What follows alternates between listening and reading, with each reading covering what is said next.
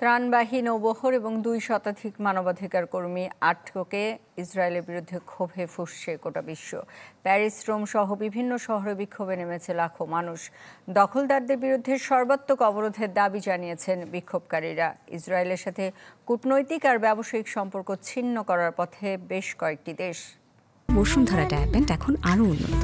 এই hot air through top sheet দ্রুত শোষণ করে সোনামণিকে দেয় কোমল অনুভূতি।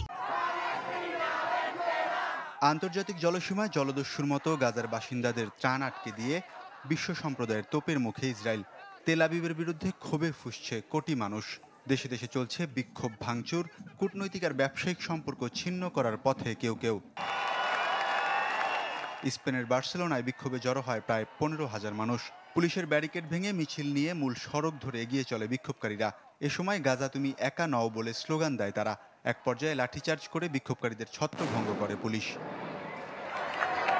প্যারিসে প্লেস দ্য লা রিপাবলিকে প্রায় 1000 মানুষ বিক্ষোভ মিছিল করেন। দক্ষিণ ফ্রান্সের মার্সেই নগরে বিক্ষোভকারীরা অস্ত্র প্রস্তুতকারী একটি প্রতিষ্ঠানের কার্যালয় অবরোধ করে। অভিযোগ আছে ওই প্রতিষ্ঠানটি অস্ত্রসহ সামরিক সরঞ্জাম ইসরায়েলের কাছে বিক্রি করে।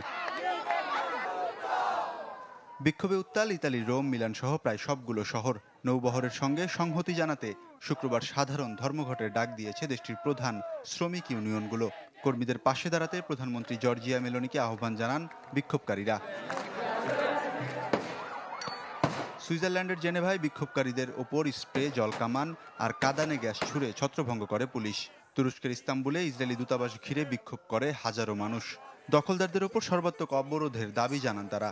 কুয়ালালামপুরে মার্কিন দূতাবাসের সামনেও বিক্ষোভে নামে বহু মানুষ। ফ্লোটিলার যাত্রীদের মুক্তির দাবিতে নেদারল্যান্ডসে বিক্ষোভ করেছেন পরিবার ও স্বজনেরা।